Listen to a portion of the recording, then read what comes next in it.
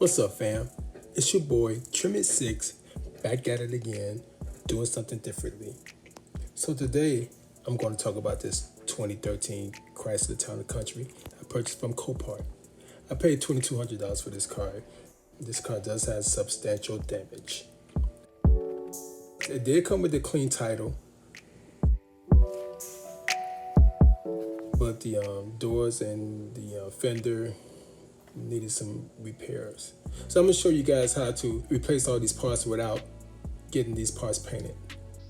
I replaced these parts using the correct paint code. I found this exhaust looking tool from Snap-on. It's an inner tie rod end tool and it's pretty easy to use. All you need is a long extension and a ratchet.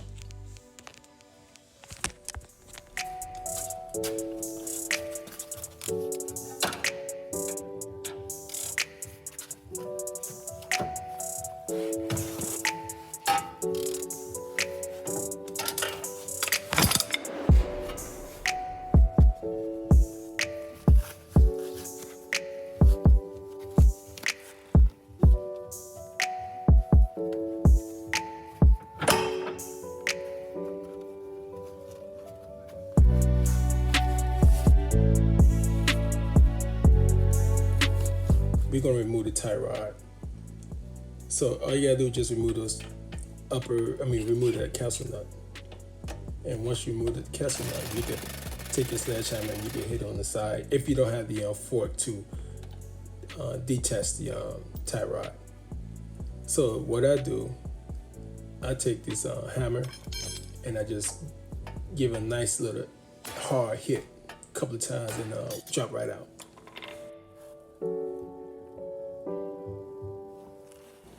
So at this time, you're going to remove the upper and the lower strut bolts, as well as the stability linkage nut.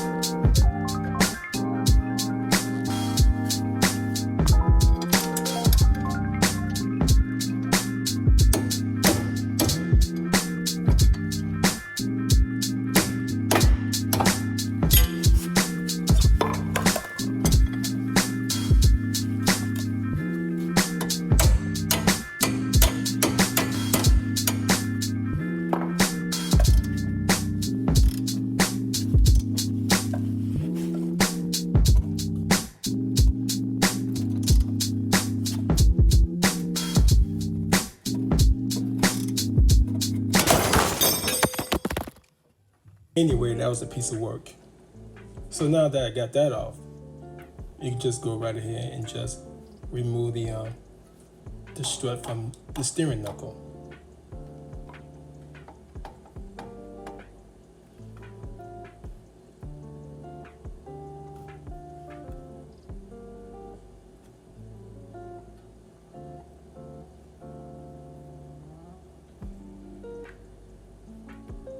So if you pay close attention, you can see it's an arch right there on the strut. That's where it got hit right there and bent it.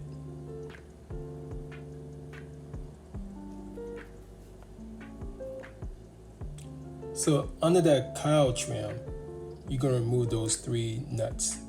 That's for the top strut mount. And once you remove those 3 nuts, the strut should fall right out.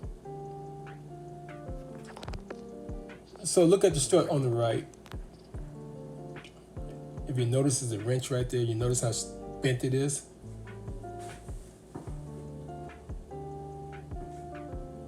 And look at the one on the left. Straight.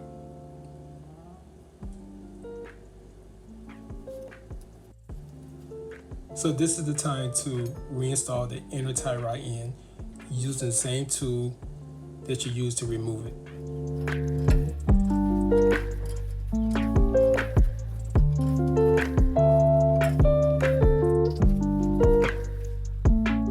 We're just reversing the procedure.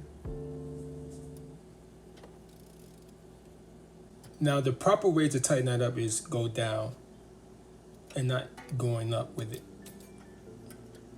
So remove the tie rod end tool.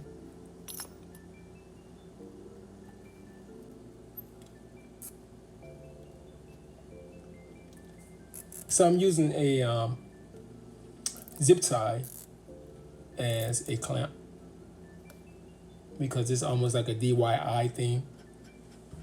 FYI, you can use it if you don't have the crimper, but in this case, no clamps.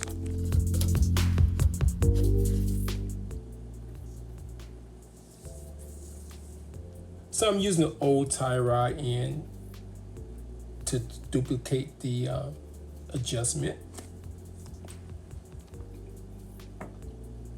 And if you can tell, I'm using the OEM nut. Some of those aftermarket nut doesn't work.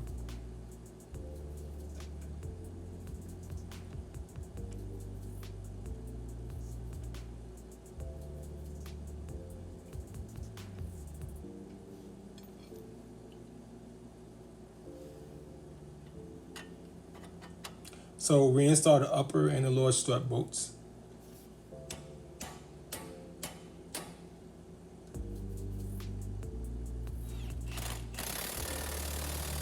Tighten it up.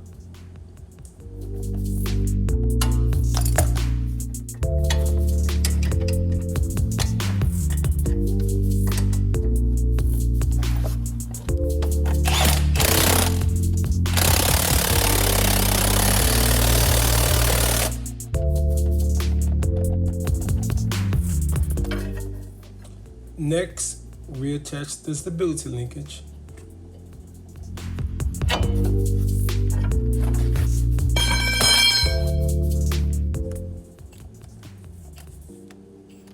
And finally, reconnect the outer tie rod and reinstall the castle nut.